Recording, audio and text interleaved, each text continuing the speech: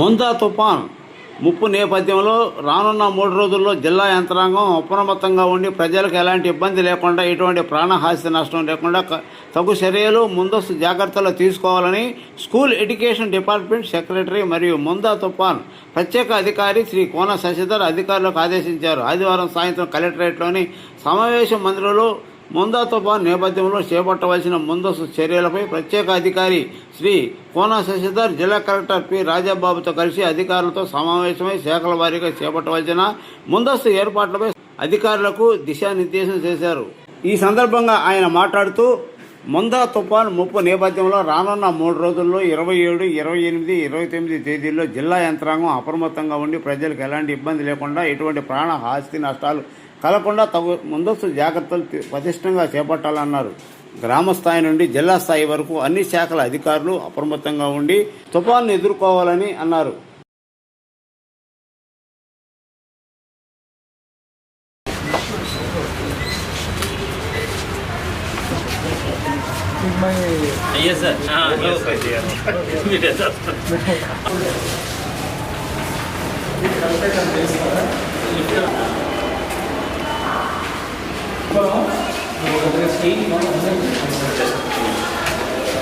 Montha cyclone నేపథ్యంలో ముఖ్యమంత్రి గారి ఆదేశాల మేరకు ప్రతి జిల్లాకి ఒక సీనియర్ ఆఫీసర్ని స్పెషల్ ఆఫీసర్గా అపాయింట్ చేయడం జరిగింది.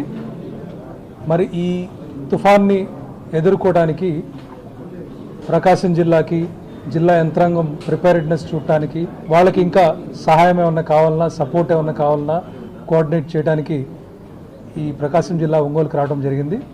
ఈరోజు కలెక్టర్ గారు, జాయింట్ కలెక్టర్ గారు, అలాగే ఆల్ కీ డిపార్ట్మెంట్స్ నుంచి ఆఫీసర్స్ అందరితో కూడా రివ్యూ చేసిన తర్వాత మరి ప్రిపేర్డ్నెస్ మీద ఎలా ఉన్నారు ఏంటని కూడా తెలుసుకోవడం జరిగింది.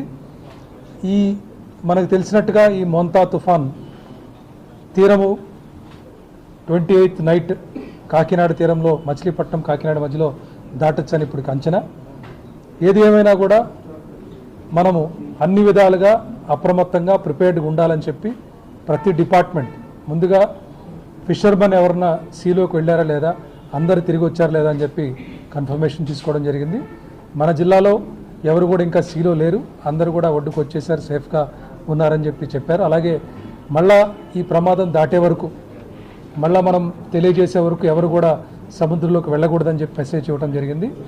అలాగే ఈ కోస్టల్ మండల్స్లో 18 గ్రామాల్లో 52 హ్యాబిటేషన్స్లో ప్రజలు ఎవరైతే వల్నరబుల్గా ఉన్నారో వాళ్ళందరినీ కూడా అప్రమత్తం చేసి అక్కడ ఉండేటువంటి ఎల్డర్లీ పీపుల్ కానీ ప్రెగ్నెంట్ లేడీస్ని కానీ సేఫ్ ప్లేసెస్లోకి మూవ్ చేయండి అని కూడా చెప్పడం జరిగింది.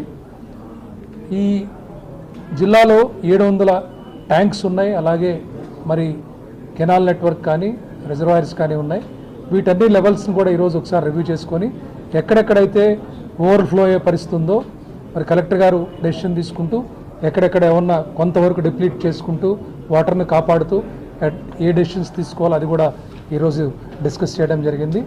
మరి అలాగే అగ్రికల్చర్ కానివ్వండి, horticulture, animal husbandry, RWS, Panchayati Raj, ఆర్ఎండ్బి ఇలా అన్ని శాఖలను కూడా మరి రివ్యూ చేసుకొని అందరూ కూడా అలర్ట్గా ఉన్నారు. ముఖ్యంగా నేను ఈరోజు చెప్పింది ఏంటంటే జిల్లా స్థాయిలో కంట్రోల్ రూమ్ చాలా ఎఫెక్టివ్గా ఉండాలి.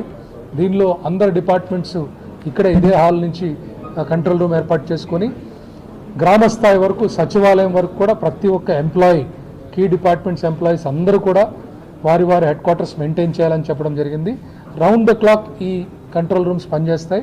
జిల్లా స్థాయిలో, డివిజన్ స్థాయిలో, అలాగే మండల్ స్థాయి వరకు కూడా round the clock control rooms పనిచేస్తూ ప్రతి గంటకి సమాచారం తీసుకుంటూ ఎక్కడ ఏ చిన్న ఇబ్బంది ఉన్నా ప్రజలకి లేకపోతే ఎటువంటి సంఘటన జరిగినా ఇమీడియట్ తక్షణమే స్పందించాలని చెప్పి కూడా యంత్రాంగానికి చెప్పడం జరిగింది. అందరూ కూడా అలర్ట్గా ఉన్నారు. Every department is alert.